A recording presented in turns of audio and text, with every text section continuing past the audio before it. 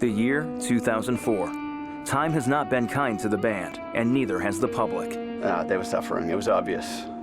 I actually heard that the bass player is working at some sort of like poop factory. Desperate for cash, the band agreed to play a birthday party for the bassist's dermatologist's pet dog, a friendly but incontinent Tibetan terrier named Fritzy. It makes perfect sense to me. Only dogs should be listening to that garbage. But even then, not the nice breeds. But would the show turn the band into top dogs? Or would they end up with a nasty case of the fleas?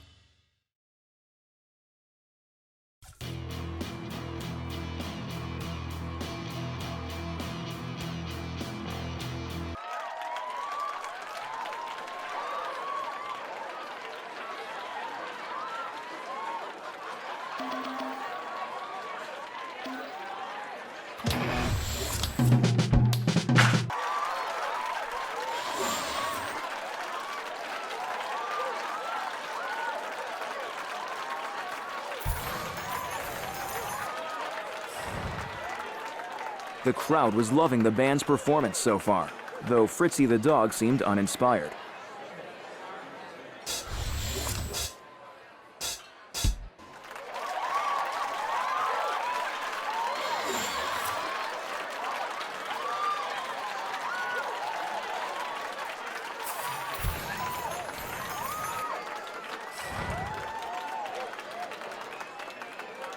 Crowd members were heard exclaiming, quote, "This is the best band I've ever seen at a dog's birthday party." Like a caged animal in heat, the drummer clawed directly into the crowd's hearts.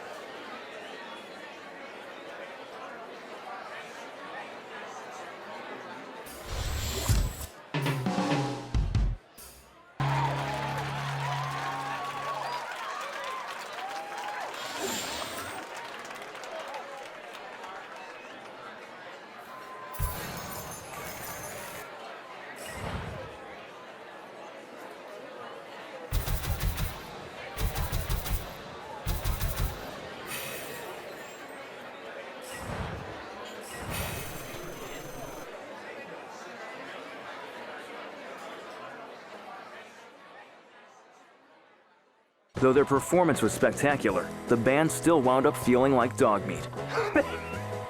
They played a show for a dog? I didn't know that. Are you for real? God. This is why you got to listen to your teacher, so you don't end up sad. It was a freaking dog's birthday party. I mean, that's pretty bad. Moving on.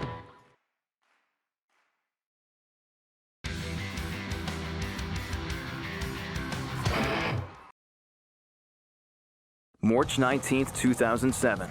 Hoping to gain some semblance of dignity, the band emigrates to Uzbekistan and attempts to hide their true identities. Yeah, actually, my country has a long history of supporting things that are no longer cool in America. Like slap bracelets and this band.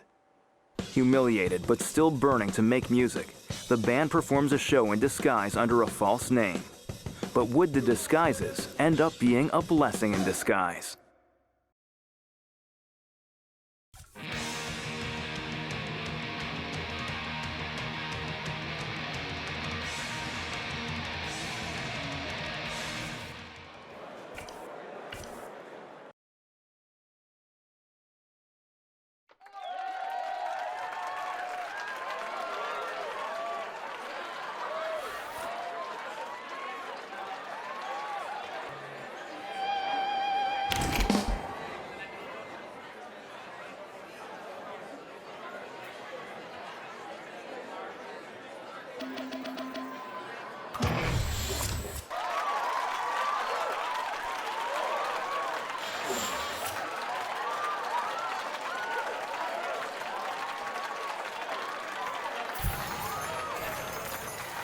Although they were in disguise, there was no disguising the band's ability.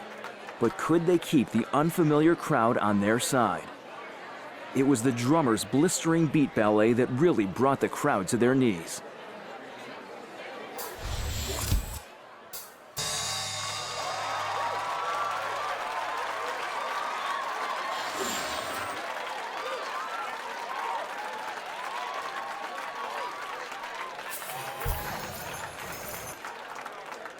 With one song left, it seemed like the band's cross-continent gamble might have paid off.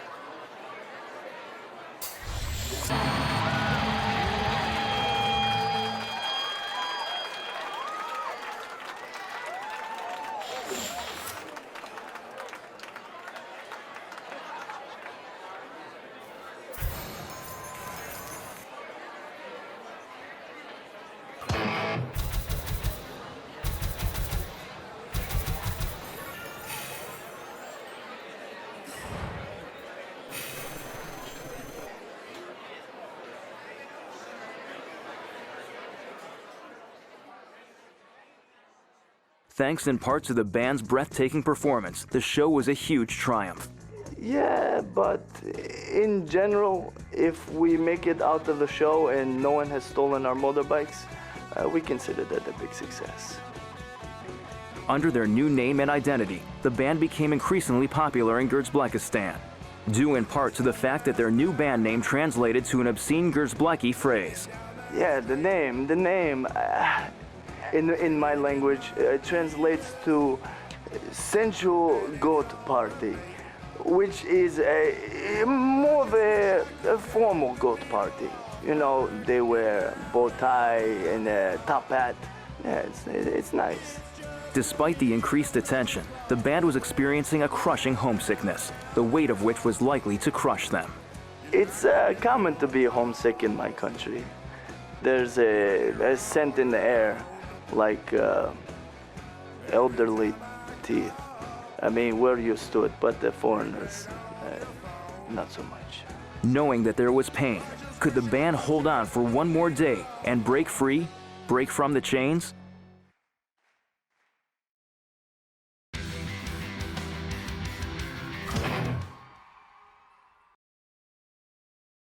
October 19th, 2008. At an all-time low, the band decides to give it their all with one final blowout show at the grandest amphitheater in Grzblekistan. We actually have a nicer theater, but we use it to store grain. Everybody assumed they were over. Yeah, I think they were ready to break up for sure. It's rock and roll. It's a business. It's tough sometimes, and it can be ugly. But could this be the show that changed everything for the band? In a good way?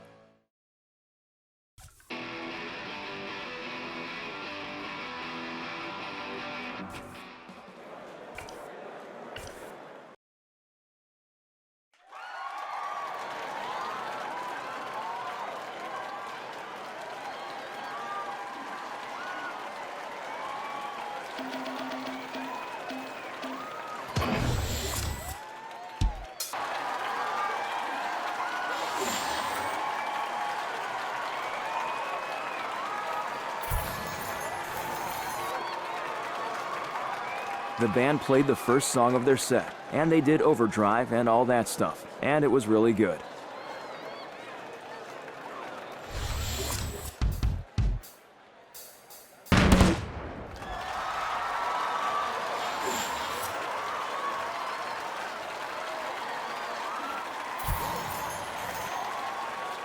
Look, things weren't perfect, but the singer's hair was looking very shiny.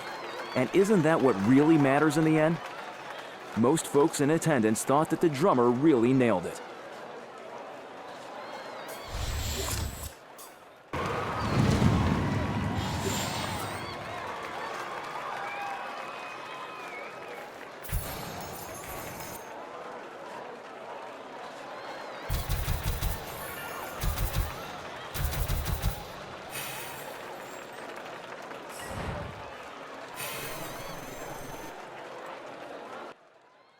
After an extraordinary performance at their hugely successful, quote, final concert, the band found themselves the biggest band in the Eastern Bloc. The show was packed to the rafters. Every single kid was just going ape the entire time. It was this massive amount of people moving, like back and forth, front, back. I could feel the pounding of the kick drum in my heart. As word of the band's true identity began to leak out. Wait, that was them? The press began heralding the band as bold, full of integrity, and culturally conscious. They come out swinging like that, and it's, you know, it's progressive, it's forward thinking. Hell yeah, that was a cool move. And after appearing on a music review site's top 100 list, the band's kite made out of success was soaring high.